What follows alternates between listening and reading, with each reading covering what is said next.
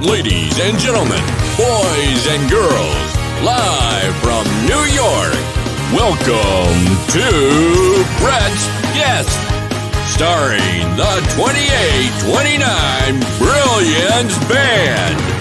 And now, your host, Brett Ari Fischer, the New York City Booker. Get pumped and get excited because it's that time again. Ladies and gentlemen, welcome to another thrilling edition of Brett's Guests. Today's guest is a professional with over 20 years of experience in managing the retirement plans and insurance for governmental entities and public sector unions, which also include investments and insurance options such as life, health, and property and casualty. It is my honor to introduce financial and insurance professional and entrepreneur, the great Michael Schiller. Michael, thank you for taking the time out of your busy schedule to join us today. How are you feeling? I'm feeling very well. First of all, I want to say thank you for having me on your show today. It's truly an honor, and the intro you gave me is very humbling, and I appreciate that as well. But great to be here. Well, everyone's happy to have you as well. So let's get right into it. You deal with a lot of big names in your industry, and you work with such a large variety of individuals. Can you explain the importance of dealing with professionals? I think when you're looking at something that you're service-facing, dealing with the clients, the most important thing is the individuals who are conveying that type of service to them. So I think the number one thing that you want to have is someone who has expertise in dealing with clients and dealing with people.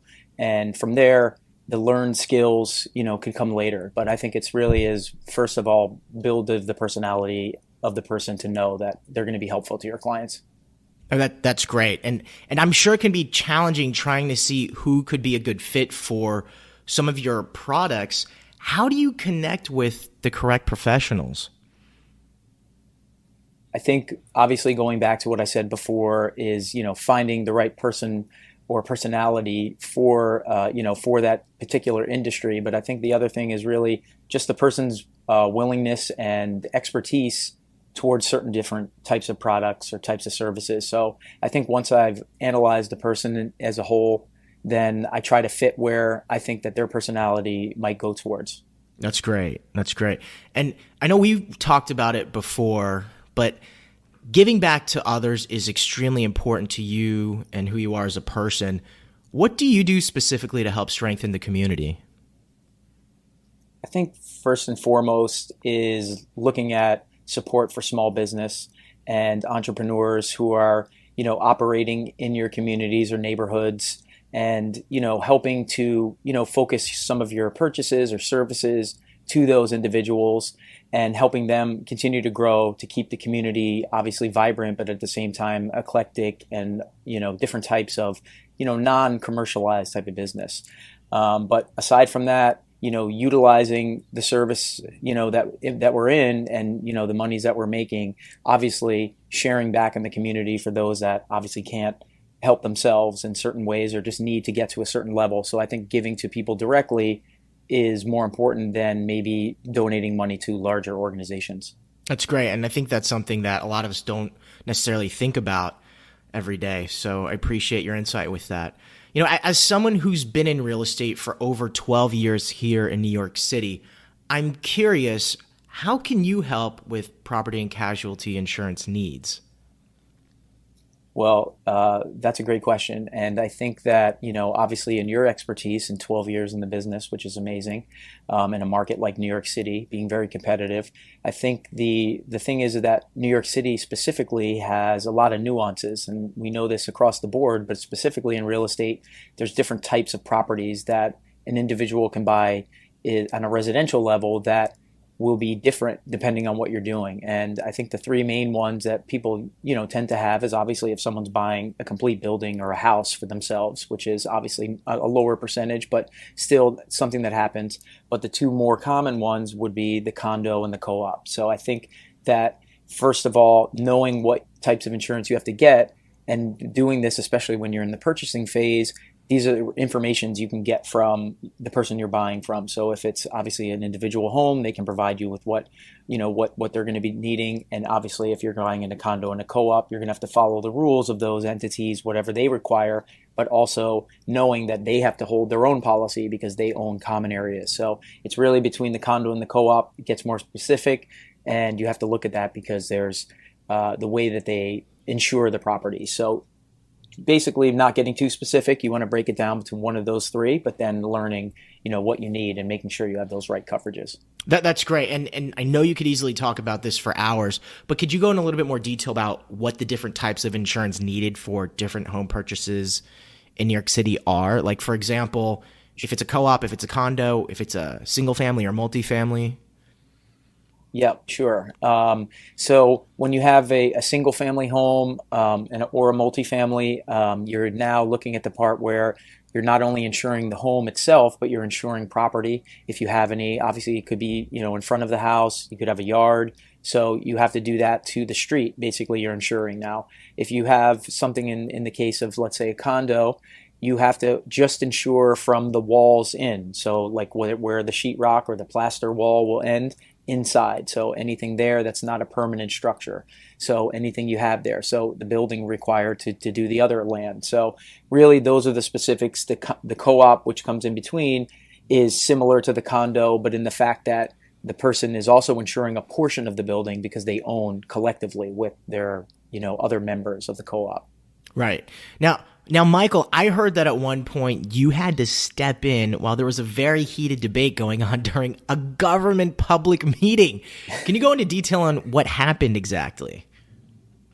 Sure. And obviously without naming names or going into specifics, obviously, there was an instance where there was a tax rule and a type of vehicle that could be used on the employee side where they could, obviously be beneficial to them for certain types of payments.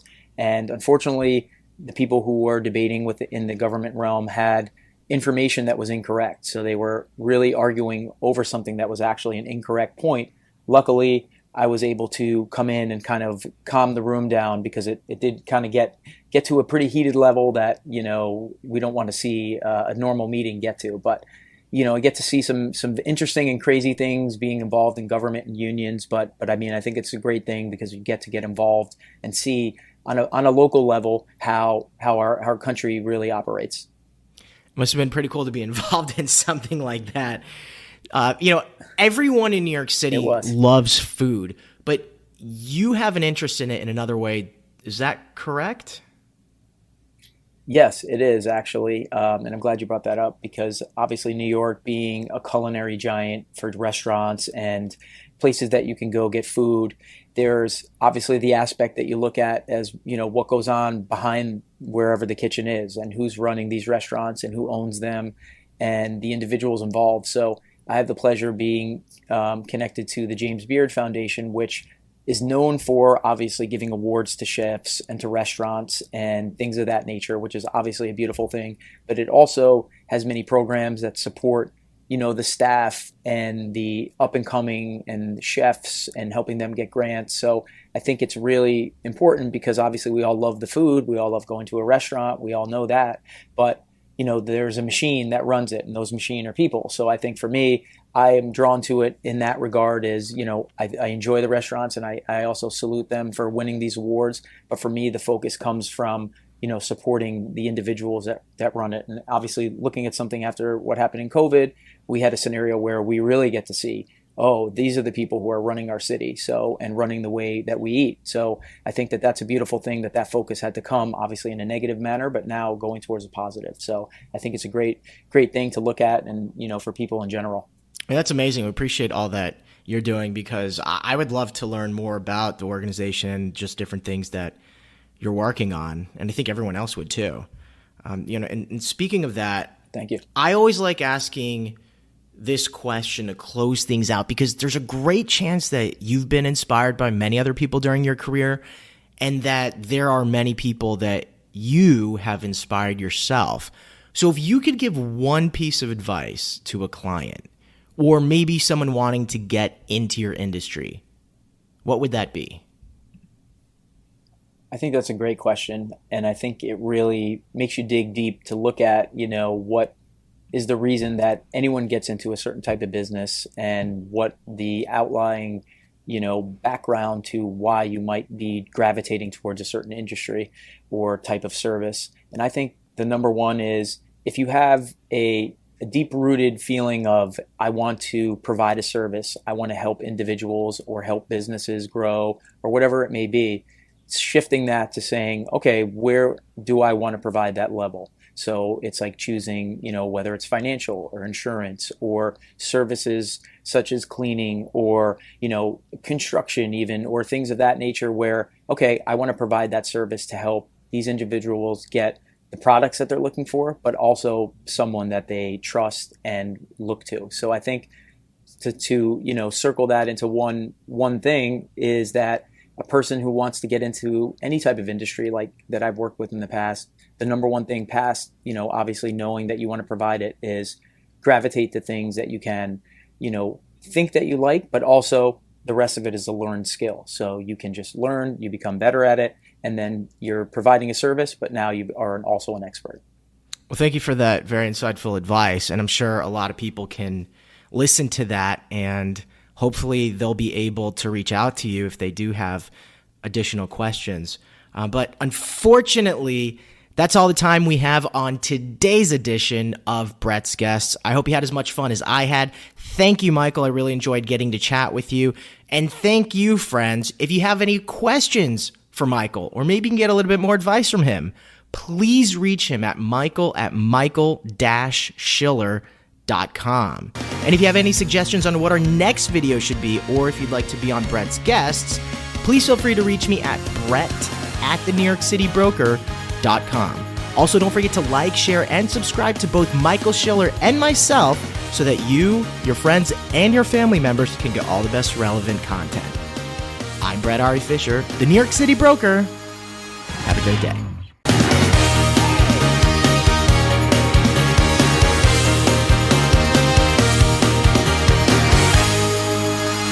Thank you for attending. Please head toward the exit near the back of the theater.